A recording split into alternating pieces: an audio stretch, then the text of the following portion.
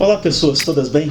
Esse é o Engenharia e Prosa e hoje nós estamos aqui com um grande amigo meu, Jari Castro, autor de livro, representante do Brasil na ONU, ex-presidente de uma série de organismos e entidades aí. Jari, eu queria que você, primeiro, bem-vindo, cara, né? Obrigado por nos receber. Queria que você contasse um pouco, cara, da sua atuação, como que se faz, se apresenta para o pessoal. Okay. Então essa aqui é a série Engenharia Humanitária e Acessível, né, Jari? É isso aí, bom dia Guto. É um prazer estar batendo esse papo com você e falando um pouco do que nós gostamos, do que nós dedicamos aí há mais de 40 anos, que é a engenharia. E no meu caso não tem como desvincular a engenharia da acessibilidade. Eu tenho esse envolvimento desde a minha infância com a acessibilidade, com a engenharia aos 25 anos depois de formado, né? Então comecei a minha vida da engenharia concluindo meu curso no Rio de Janeiro. Fui para o Rio de Janeiro na década de 80. Sou engenharia civil? Sou engenheiro civil, com especialização em construção civil, com ênfase em construção civil. Então sempre fui um tocador de obra, gostava muito de canteiro. Gostava porque agora eu já estou numa outra fase, vamos dizer assim, né? Mas tu botou a caixinha de brita ali para se ambientar com o escritório? Exatamente, eu piso na brita, na areia, para a gente sempre estar em contato, né? Então eu optei por essa especialização na área da construção. Sou de Campo Grande, Mato Grosso do Sul, estado do Pantanal. Voltei para Campo Grande por vários quesitos e circunstâncias do país. Naquela época também o Brasil estava em crise, então vocês jovens que estão nos escutando, essa palavra crise, minha mãe fala e meu pai falava também, que sempre existiu no Brasil. Então o Brasil é um país que a crise era sazonal, né? Então acaba que esse discurso fica se repetindo. Fica se repetindo e as coisas vão acontecendo e a gente vai evoluindo. Eu vi muitas coisas boas acontecendo nesse país. Então foque no que você gosta, no que você acredita, no que você se especializou, busque mais especializações para que você possa continuar. E essa palavra sempre vai estar no contexto da mídia, no contexto das discussões. Então faz parte. Eu me formei nessa época, formei no final de 85 e optei para ir para o Mato Grosso do Sul, voltar para minha terra, por ser um estado novo. Tinha acabado de ter a divisão do estado e a criação do estado de Mato Grosso do Sul. E comecei minha vida lá, como todos que começam, freelancer, depois numa pequena empresa, aí depois fui para uma grande empresa. E na década de 90 eu criei minha empresa, constituí minha empresa com meu sócio. E ela existe até hoje, que é uma coisa rara, né? Qual nome, cara? Técnica e Engenharia. Técnica e Engenharia fica em Campo Grande, é uma empresa de mais de 25 anos, né? Então é um fato assim que eu gosto de frisar bastante, porque no Brasil temos estatísticas e indicadores que empresas têm em média 2, 3, 4 anos. Aí depois é um dado até, acho que do Sebrae até que um dado do Sebrae que a gente tem essa informação. Até oriento quem está nos ouvindo e vendo, né? Faço o Empretec, o Sebrae tem bons cursos lá, o Empretec é um deles, que me ajudou muito a dar um up na minha vida. E aí nós começamos esse trabalho, comecei a construir, trabalhar para particular, depois fomos entrando na obras públicas, e aí a empresa está a pleno ainda, ela é uma empresa saudável, está atuando nesse segmento. Nós estamos construindo, executando, nós não projetamos, nós executamos. O meu sócio também tem essa característica, essa peculiaridade. Chão ali de obra, né? Gosta de chão de obra, né? E eu há 5 anos, desde 2014, 2015, eu vim a Brasília para ficar 1 ano. E eu já estou há quase 5 anos. Rapaz, esse negócio de Brasília é impressionante. O cara fala assim, não, eu vou aqui passar uma temporada. É impressionante. Há 3 meses. O cara tem 10 anos. No meu caso era assim, meu projeto era ficar 1 ano aqui em Brasília. Aí foi nesse período inicial, assim, bastante difícil. Imagina uma pessoa já estabelecida. Eu tenho 2 filhos, um filho é médico, uma filha é advogada, quer dizer, bacana, numa fase já que algumas pessoas já acham que já está na época de desacelerar, e no meu caso foi o contrário. Foi uma época que eu reiniciei minha vida, foi um novo ciclo que iniciou. Eu vim aqui para Brasília, trabalhar no CONFEA, no Conselho Federal de Engenharia e Agronomia, para cuidar do Centro-Oeste, né, tipo a SUDECO, a Superintendência de Desenvolvimento do Centro-Oeste. E como eu fui presidente de CREA lá no Mato Grosso do Sul de 2009 a 2014, eu tinha uma expertise, um bom relacionamento, como tenho um bom relacionamento com os presidentes de CREAs, conselheiros federais e os profissionais, não só do meu estado, mas também de todos, profissionais de todo o Brasil. Então isso me ajudou muito. E o projeto era ficar um ano, como eu falei pro Guto. Aí eu tomei água do Lago Paranoá, e disse que quem toma água do Lago Paranoá é difícil sair daqui, né? E estou há 5 anos aqui em Brasília. Foi um novo aprendizado, novas amizades. Inclusive você é uma das boas amizades que eu fiz aqui em Brasília. Rompendo barreiras, né? Porque foi um reinício, né? Um reinício de um homem com mais de 50 anos. Reiniciando. Quebrou o paradigma que estava ali. Quebrei o paradigma, enfrentei. No início, minha família teve umas dificuldades, porque um filho no Rio, minha filha e minha mulher em Campo Grande. Depois de 2 anos, consegui trazer minha mulher e minha filha aqui para Brasília. Consegui reunir um pouquinho o grupo, né? E aí vamos vivendo, vamos tocando, vamos trabalhando. Hoje eu trabalho na Mútua, que é a nossa Caixa de Assistência dos Profissionais dos CREAs. E também nunca abandonei o nosso assunto, que é a acessibilidade. Pois é, com o tempo, uma agenda tão concorrida, né? Porque atividade empresarial, você deve estar tocando ali a pleno, você tem a sua atividade institucional aí brigando por uma engenharia melhor e tal, até porque por onde você passou é onde regula o exercício da profissão, né? Exatamente. Seja dentro do CREA, o CONFEA que vai legislar para o CREA ali executar e tal, né? Que faz os normativos, a multa, que é a caixa que ampara ali, mas fora isso ainda tem a tua atividade empresarial e ainda conseguiu, como é que se fala, elaborar, escrever e publicar um livro, né? Um livro muito bacana, cara, de uma leitura muito tranquila, que aborda a acessibilidade de uma forma prática e empregada, né? Bem na filosofia da engenharia, né? Um conceito prático que seja empregado. E aí eu estava assistindo até uma vez uma palestra tua quando a gente fala de acessibilidade, a gente imagina mais alguma pessoa que sofreu algum trauma ou que tem alguma doença, seja ela degenerativa ou adquiriu alguma doença que o limitou, né? Mas quando eu assisti a tua palestra, é muito mais que isso, né? Então muito mais. É o idoso que precisa ser agregado nisso, que às vezes quando a gente fala de acessibilidade a gente não enxerga isso, e quando você bota idoso, todo mundo, né? Todo mundo for, como que é isso? Se você pegar números, nós engenheiros gostamos de números, hoje nós temos 50 milhões de pessoas com algum tipo de deficiência no Brasil e 30 milhões de idosos. Você somando isso, nós temos em torno de 80 milhões de pessoas. Aí, quase metade, né? Você fazendo exercícios de matemática, que faz parte do nosso dia a dia, cada pessoa no mínimo tem 3 pessoas ao redor. Então você pega esse número, multiplica por 3, então você vai ver que não tem como viver sem falar em acessibilidade, sem adequar o mundo para a acessibilidade, sem estar envolvido no caso. Eu, na minha infância, eu tive tios com algum tipo de deficiência. Sempre fui muito ligado a idosos, talvez pela ausência, eu não tive avós. Quando eu nasci só tinha uma avó e ela faleceu logo em seguida. E eu tinha essa carência, esse apego às pessoas de idade, então eu sempre tive envolvimento com pessoas de idade, frequentava asilos, ajudava os velhos, os idosos na rua. Quer dizer, minha mãe sempre relata esses fatos, então isso é intrínseco na minha vida. E quando eu despertei para esse assunto e vi que cabia muito bem na engenharia, porque a acessibilidade e o livro que eu escrevi foi para quebrar um paradigma que falar que a engenharia era só, a acessibilidade era só da engenharia e da arquitetura. E eu mostrei que não, ela cabe em todas as profissões. Entendi. Mas no nosso caso específico da nossa formação, eu levei a engenharia, envolvi a engenharia e a acessibilidade a fundo e comecei a conhecer pessoas, o network vai se abrindo. Quando você desperta para alguma coisa, naturalmente começa a aproximar pessoas, você começa a emitir energia de pessoas que têm a mesma energia que você, e você começa a trabalhar nisso aí. Começa a agregar. Vai agregando e vai aprendendo, um eterno aprendizado. Eu aproveitei muito, no bom sentido, enquanto presidente, coordenei nacionalmente por 3 anos consecutivos a acessibilidade dentro do Colégio de Presidentes.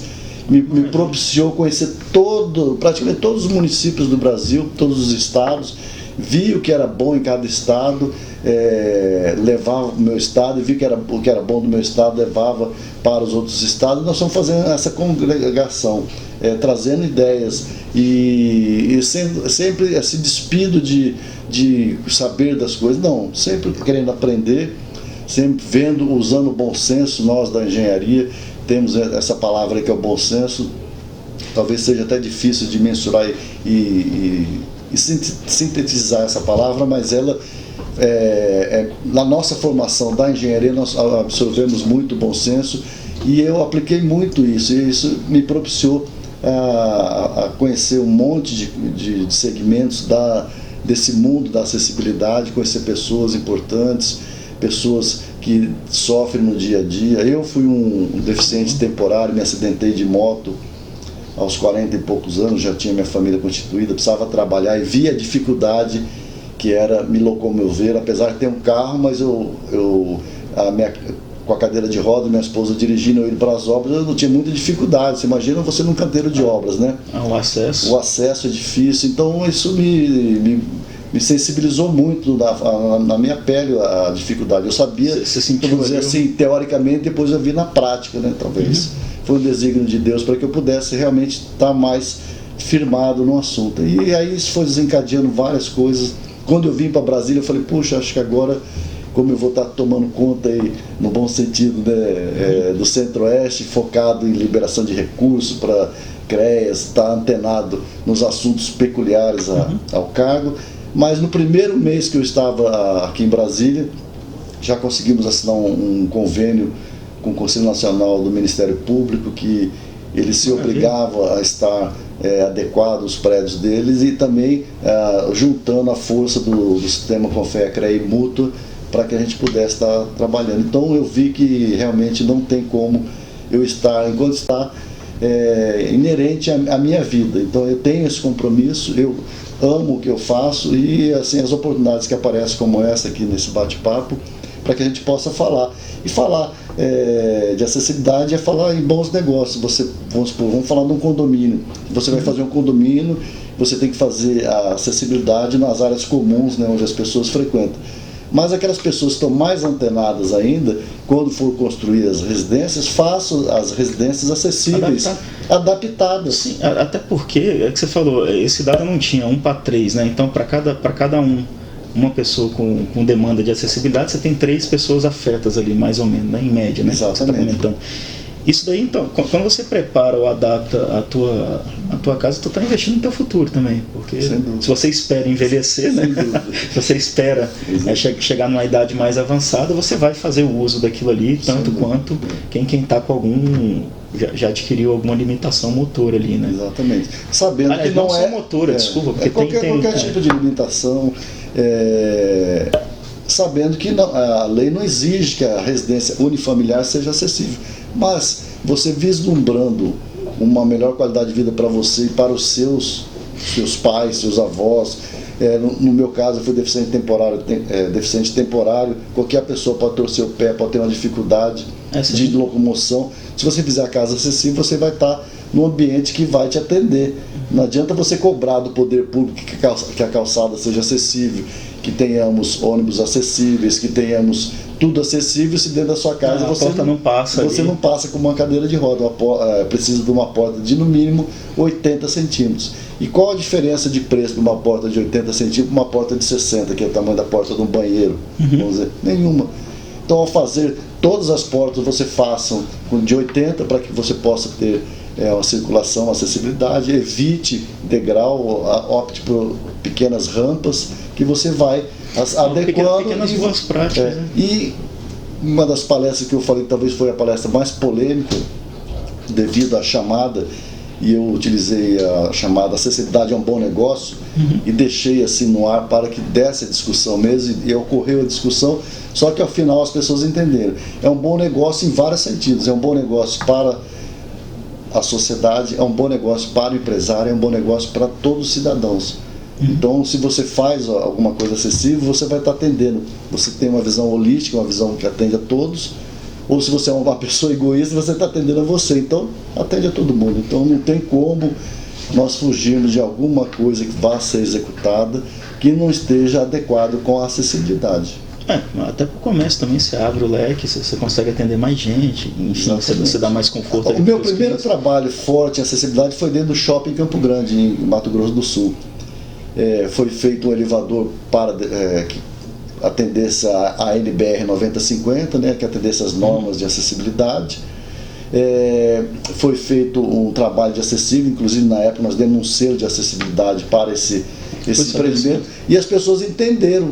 E os comerciantes que tiveram mais visão fizeram as adaptações necessárias, que talvez na época não era cobrado, mas você ter um vestiário acessível. Você imagina a pessoa que esteja numa cadeira de roda ou com algum tipo de deficiência, ela vai comprar roupa, ela tem que pegar a roupa ou levar para casa, ou ter muita dificuldade de experimentar essa roupa, ver se a roupa está bem nela, num lugar que mal cabe uma cadeira de roda. Então, alguns tiveram uma sacada ou um espaço que desse para fazer e fizeram vestiários acessíveis. Então, você vê que as coisas vão acontecendo e vão evoluindo, e é bom para todos, volto a dizer, é bom para o comerciante, é bom para a pessoa que vai comprar, ela se sente bem, ela compra o que ela quer da melhor forma possível, com todo respeito e dignidade e segurança. São palavras-chave que a gente tem na acessibilidade, né? O respeito, a segurança, né? Porque a pessoa se sente segura, e de dignidade, o direito dela ir e vir. O que eu acho fantástico é primeiro que você aborda a multidisciplinaridade, né? Assim, acho que a maioria das prosas ou todas elas a gente acaba abordando essa questão de multidisciplinar. Então, nenhum campo do conhecimento ele é suficientemente grande para abordar a solução única ou de uma forma, tratar aquilo ali de uma outra coisa, de uma forma única. E uma outra coisa é a questão da quebra do paradigma, que você falou, a gente tem norma, a BNT e tal, algumas normas até mais específicas de alguns órgãos, a gente tem uma legislação que obriga, acho que a gente tem que quebrar um pouco esse paradigma, principalmente, a gente comenta muito isso na área de manutenção, de que acaba que a cultura do brasileiro é ser reativo. Então, precisou pegar fogo numa série de edificações para que se tenha uma lei específica de edificação e aí a pessoa passe a cumprir. Então, acho que quando você junta esse bom senso com uma visão empreendedora, né, e uma vontade de não reagir, mas de agir em prol, como você falou, alguns empresários, às vezes até empreendedores ali da região, por conta do beneficiamento de um ponto ali de acessibilidade, já tiveram o vislumbre de, peraí, eu posso atender melhor meus clientes, eu posso atender mais clientes, eu posso trazer segurança para a minha operação. E aí esse paradigma, Jari, de ser reativo, cara. Então você tem uma série de legislações e normas que adequam isso, mas eu queria saber assim, o que você pensa em relação a isso. Se você acha que a gente tem que incentivar um empreendedorismo nessa área, ou quebrar esse paradigma de não ser reativo, né? Concordo. Não esperar as coisas acontecerem para fazer as mudanças. É isso aí. Tá? Eu iniciei recentemente comecei a fazer direito, até não consegui dar sequência devido às minhas viagens, mas tenho uma filha advogada e a gente conversa muito sobre isso. As leis não são estáticas, as leis são dinâmicas. As normas não são estáticas, as normas são dinâmicas. Tá? Então, acredito muito nessa flexibilização e quebrar esse paradigma que o brasileiro só põe tranca na porta depois que a casa é arrombada. Então vamos começar a pensar um pouco mais à frente. Isso é um exercício, isso é uma quebra de paradigma, isso é uma mudança de cultura. Então se você vislumbra alguma coisa, você não precisa que seja normatizado para que você faça as adequações necessárias. Lógico que não vai afrontar a lei, mas você pode fazer. Eu tive um grande professor que chama German Madrid, que eu conheci ele na Colômbia, em Medellín. Logo que eu fui lançar meu livro, fui convidado para um evento que ocorreu lá em Medellín, da engenharia e da arquitetura daquele país, e eu lancei meu livro lá. E por desígnios que eu já até falei no início, as coisas vão acontecer nas energias que as pessoas estão vibrando, as pessoas se aproximam, e essa pessoa se aproximou e, por coincidência, foi uma das pessoas que revolucionou a acessibilidade e a mobilidade urbana em Medellín. E hoje você sabe que Medellín é uma das referências mundiais em acessibilidade, devido à característica dos desníveis lá. É tipo, vamos dizer assim, muito parecido com o Rio de Janeiro, com o morro. Declive. Muito acentuado. E com uma outra característica negativa, Medellín, na época de Pablo Escobar, exportava cocaína para o mundo. e hoje Medellín exporta flores. Então você vê que é uma diferença muito grande, e a acessibilidade e a mobilidade urbana fizeram parte dessa mudança de cultura, mudança de paradigma e mudança da forma de ver o mundo. Você estava comentando a questão de Medellín. Medellín. Então a acessibilidade e a mobilidade urbana fizeram com que aquela cidade mudasse totalmente a forma de pensar, a forma de agir, a forma de ver o mundo. Então foi tudo adequado, os lugares onde as pessoas moram, nos morros, foram adequados com metrô de superfície, metrocable, para que elas pudessem circular, ir e vir com segurança, com qualidade de vida. E cada lugar onde tinha uma parada desse metrocable, você tinha uma biblioteca que foi feita com um concurso mundial. Que massa.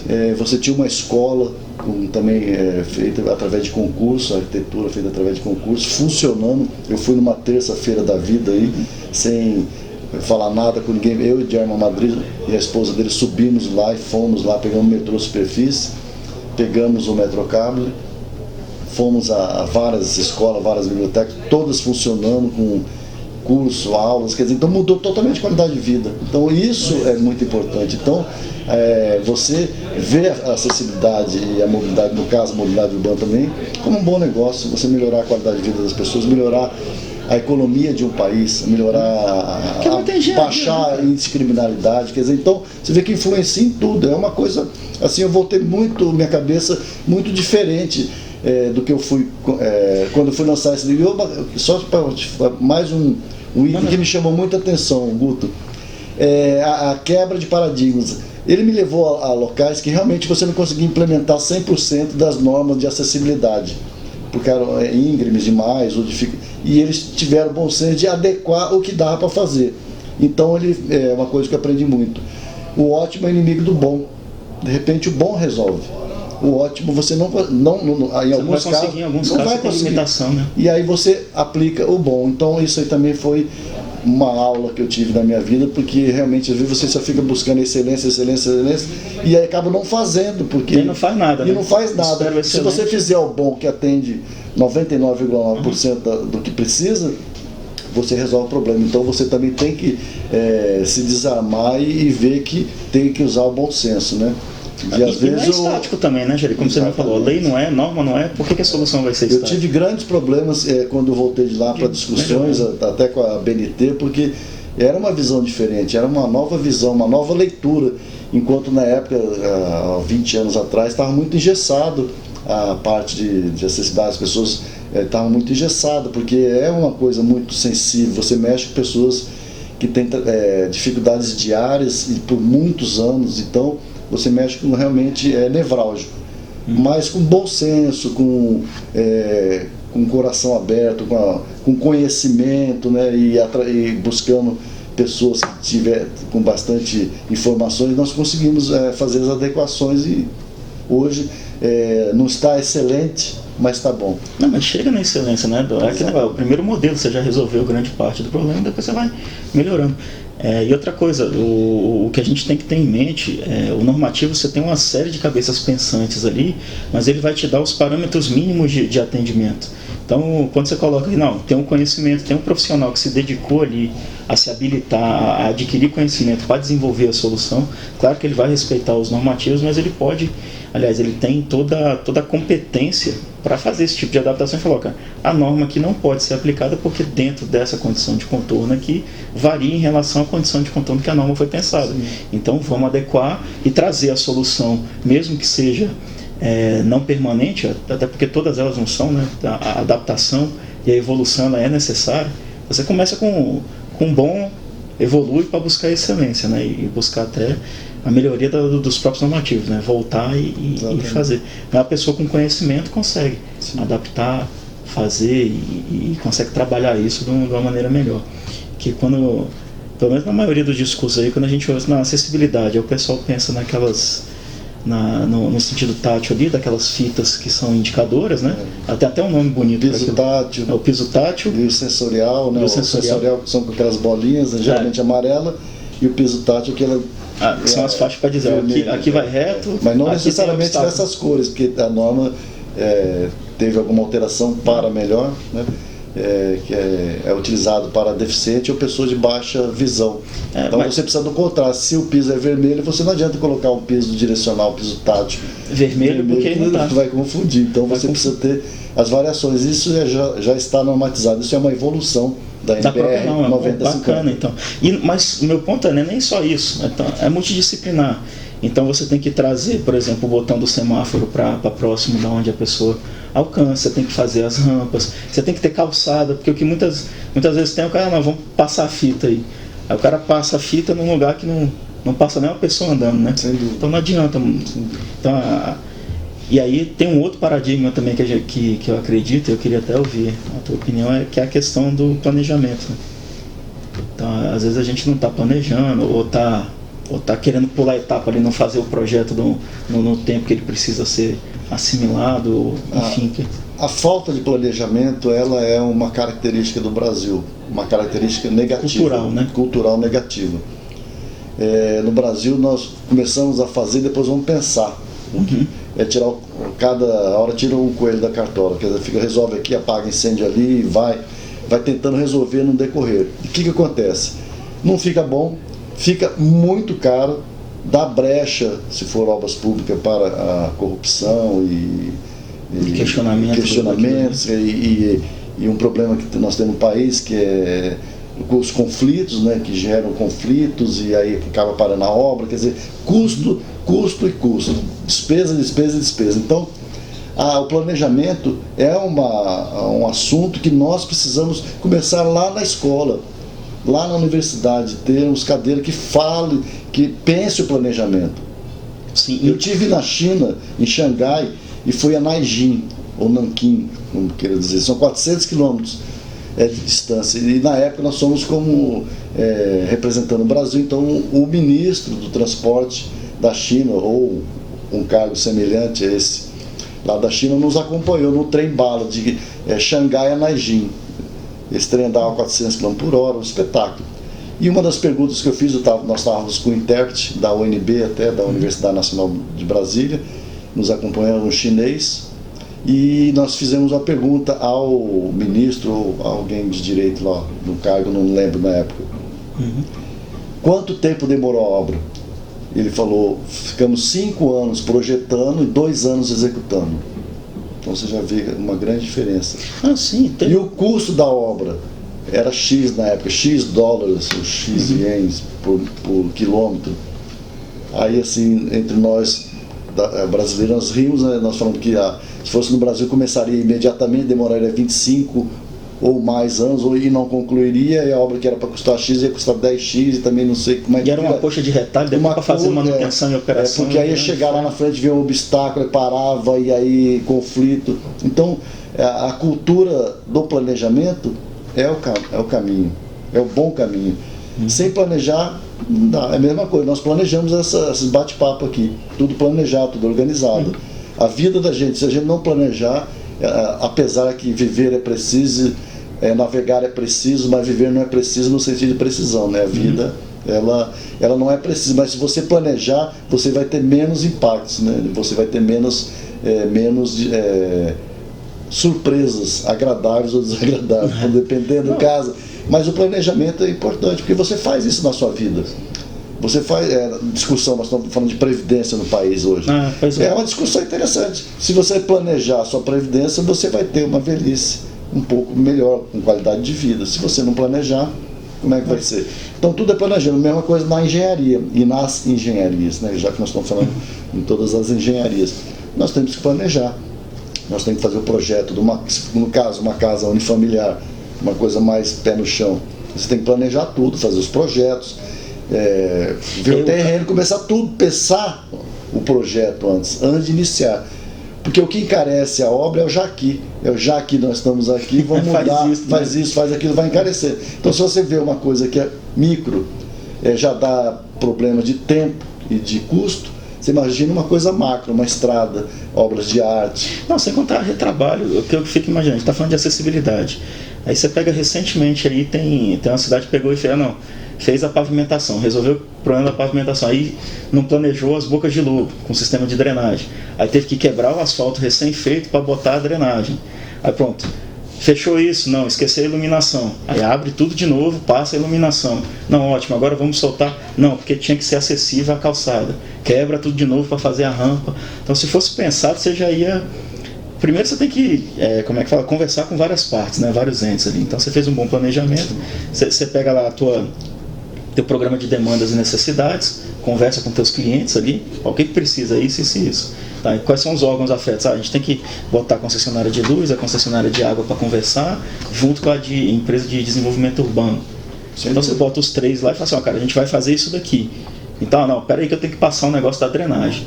Então o cara já escavuca antes de você fazer. É verdade.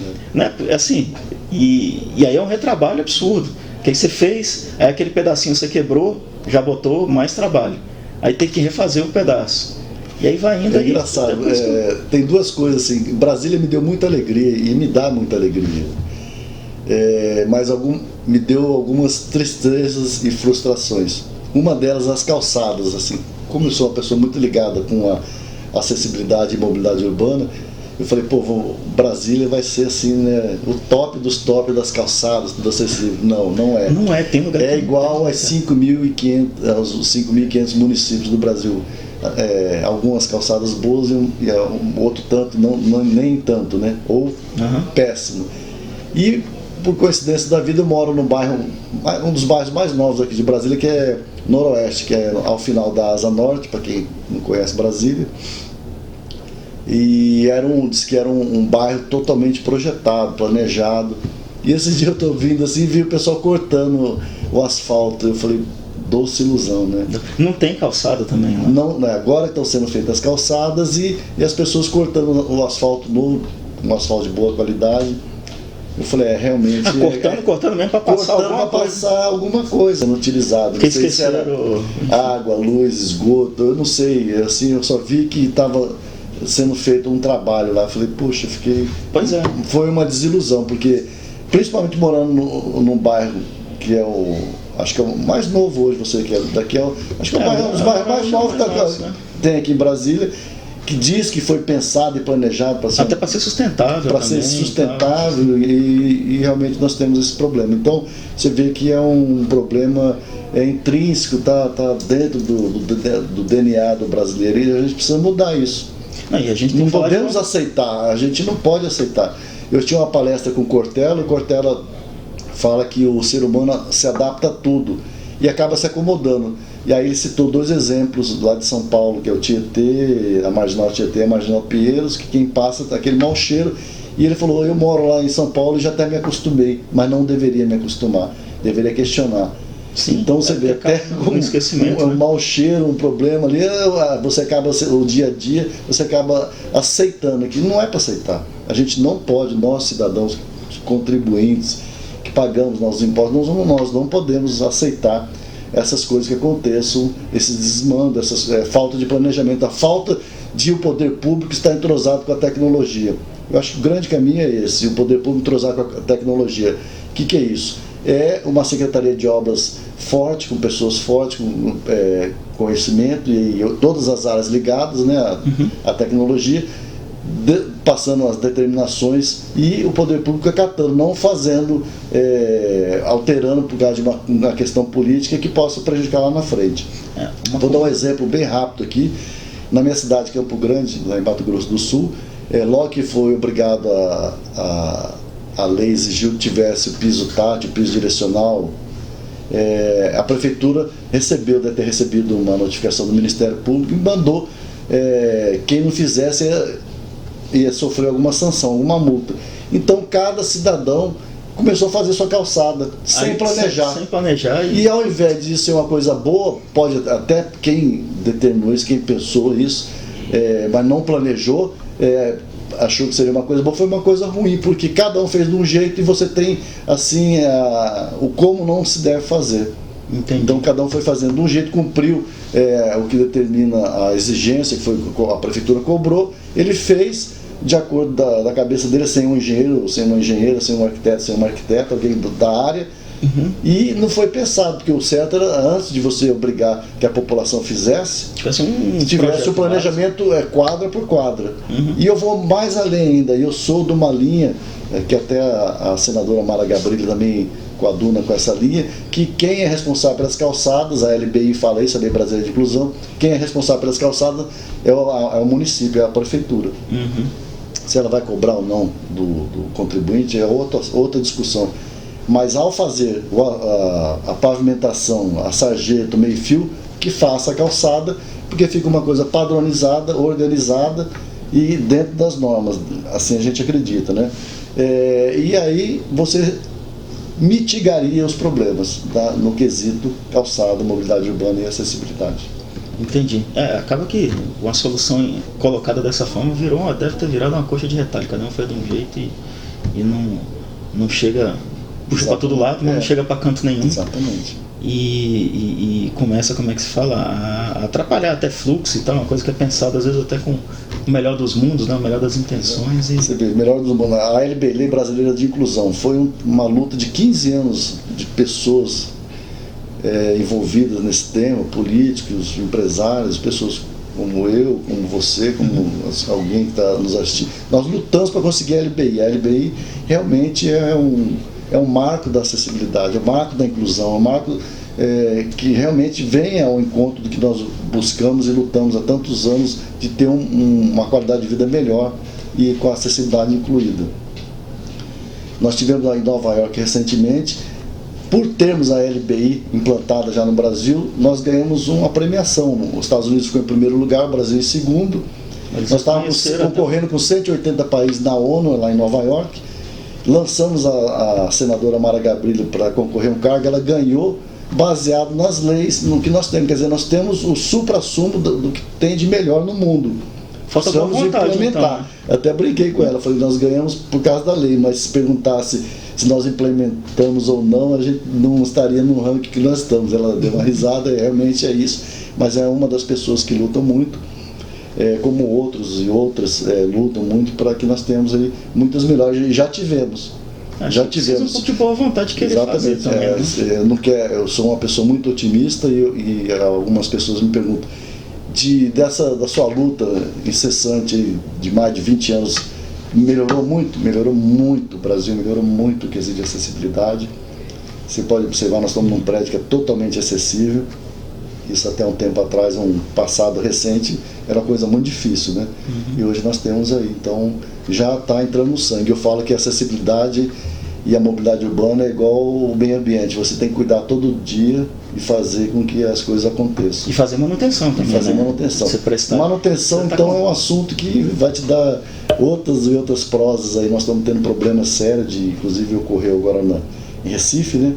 Que caiu um prédio e você vê que é falta... foi Fortaleza, né? Fortaleza. Antes já. Foi Fortaleza. Ceará.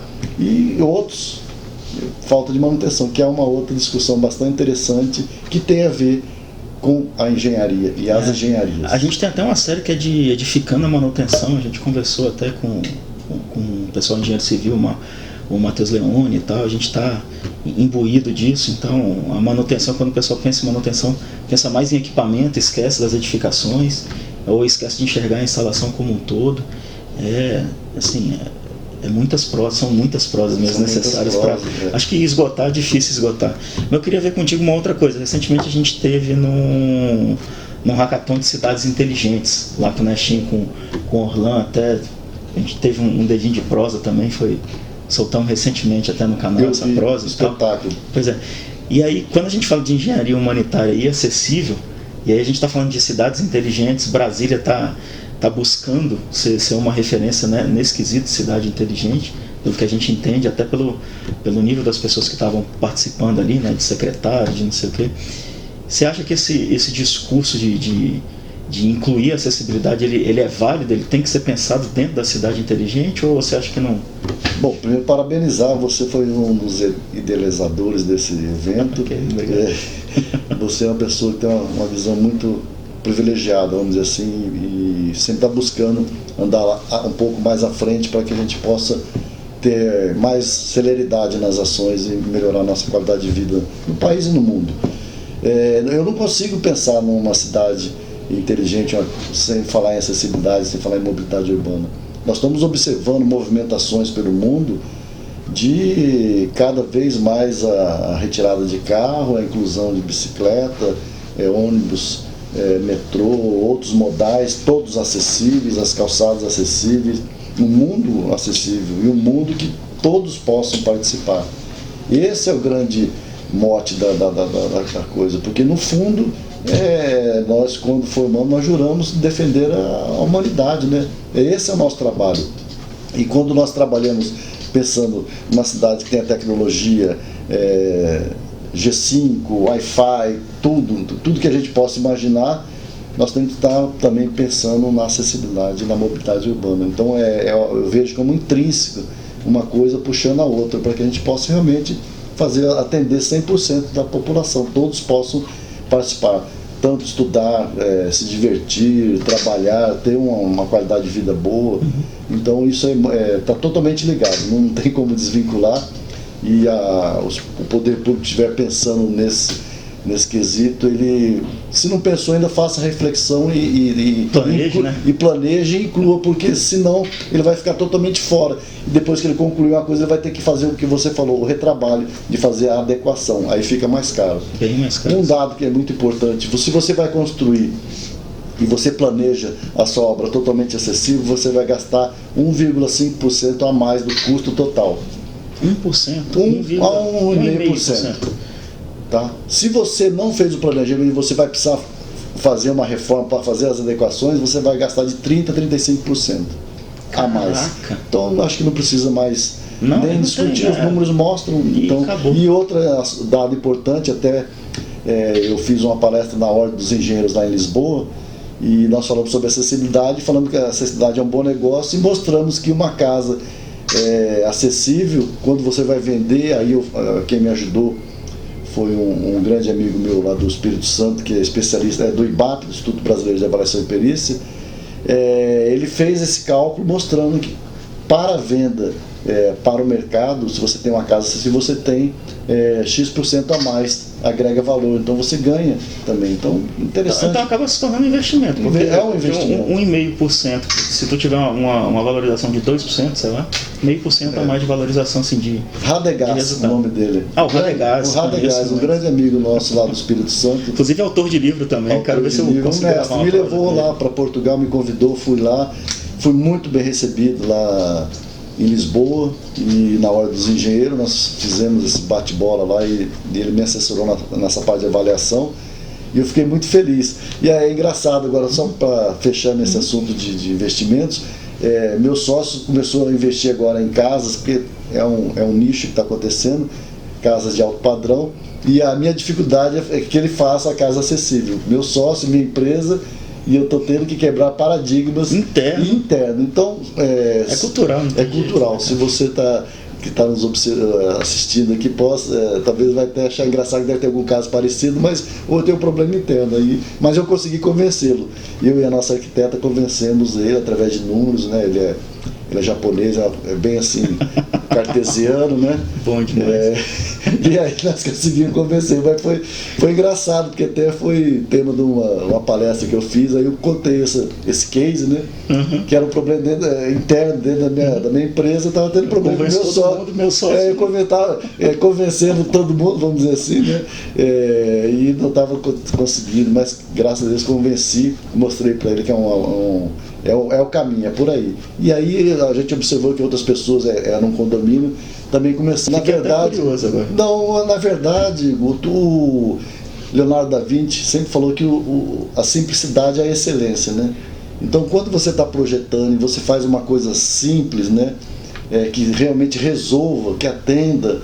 Então, a gente está falando do que você está desenvolvendo lá, tá te perguntando a questão. Sim, que eu falei da simplicidade, né? Lógico, dentro das limitações, e você consegue fazer as adequações. Então, falar que a acessibilidade é cara não é. Você usar bom senso, não precisa usar materiais de grife, você pode desenvolver materiais, ou tem no mercado, que são custos baixos, e você consegue fazer as adequações. Então, não me venha falar que acessibilidade é caro. Não é. Cara, a não vale ser, a pena, né? porque a não ser que você queira utilizar uma barra de ouro no banheiro, você pode, se você quiser, você pode.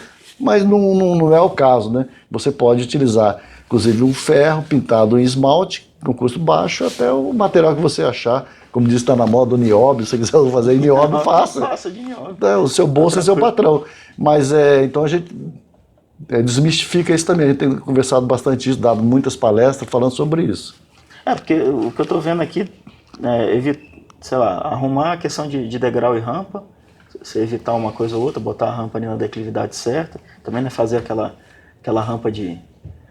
90 graus, é muito íngreme, exatamente. Aí a outra é as portas, então já que eu estou construindo, cara, trazer para cá, trazer para lá, não sei que você tenha uma limitação muito forte de espaço, aí você não está construindo, né? Aí, provavelmente você está adaptando alguma coisa que já Uma tem. das discussões é, porque o banheiro tem que ter a lei 60 centímetros da porta, que é culturalmente utilizado.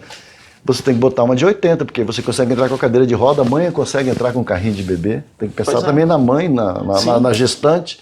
Mas não cabe, porque a porta tem que abrir e vai pegar no vaso. Não, faz uma porta que corre lateralmente à parede. Sim. Solução. Isso aí o quê? Desenho universal.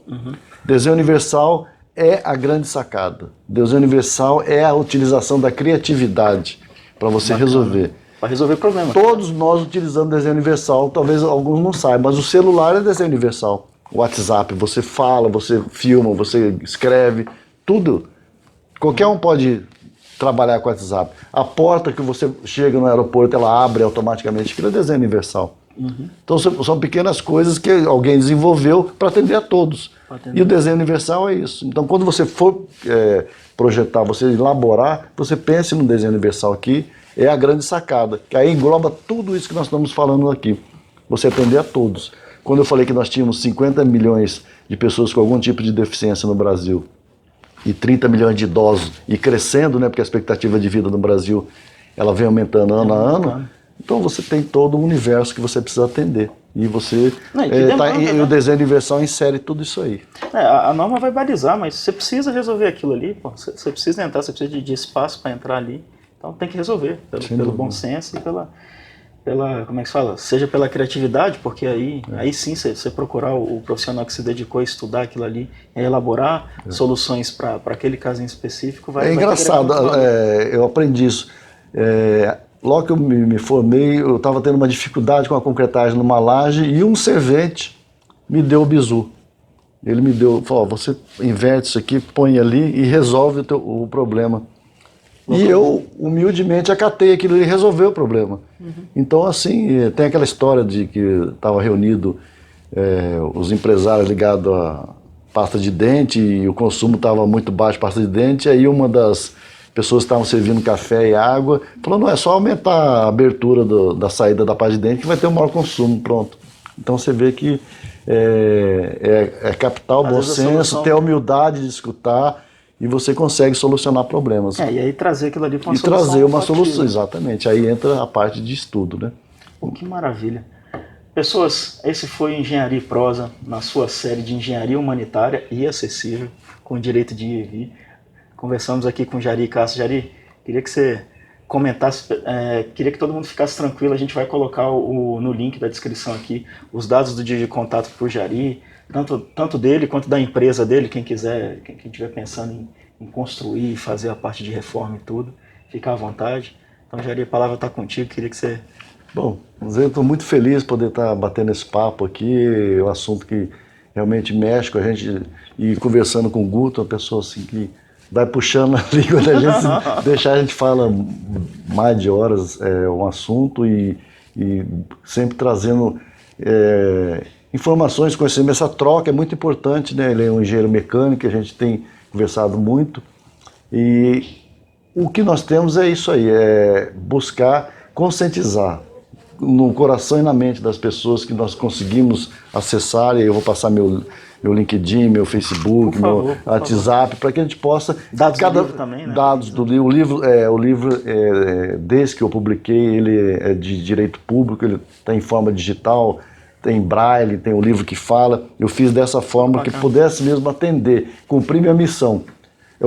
talvez a próxima edição será nós cobraremos o livro, porque estou sabendo que estão vendendo meu livro aí. Já estão vendendo? Já estão vendendo o livro que é para ser distribuído gratuitamente. Então, mas esse é o mercado, né? Então, isso é mais um aprendizado. Na terceira edição revisada, o próximo livro, nós vamos trabalhar de outra forma. Mas fechando aqui, como eu te falei, nós estamos com um projeto para 2020, creio que 2020 vai ser um ano marcante, já vê pela numeração 2020, né? Nós estamos com um projeto aí que, se Deus quiser e Ele há de permitir, junto com as pessoas que sempre estão ao nosso redor e estão se aproximando, para a gente fazer um grande evento, talvez em São Paulo. Nós estamos ainda estudando uma feira, alguma coisa assim, com alguma coisa de casa conceito. Nós estamos trabalhando, tá? Para que a gente possa realmente trazer alguma novidade para o ano que vem e que a gente consiga aí elaborar esse projeto e ser mais um degrau que nós estamos subindo nessa escada de Jacó aí, no dia a dia nosso, na nossa vida, para que a gente possa cumprir a nossa missão enquanto pessoa, enquanto profissional, enquanto empresário, enquanto empreendedor. Então, fico feliz, obrigado e parabenizo a você e o teu programa. Não, muito obrigado, cara, eu que agradeço. Esse foi Engenharia e Prosa, na sua série Engenharia Humanitária e Acessível, né, agora. Agradeço aí quem chegou até agora, pela resiliência do vídeo aí. A gente tem se esmerado muito em trazer conteúdo, você viu que valeu a pena, né? Eu falei, esse canal é generoso. Senhores e senhoras, sejam todas muito bem-vindas.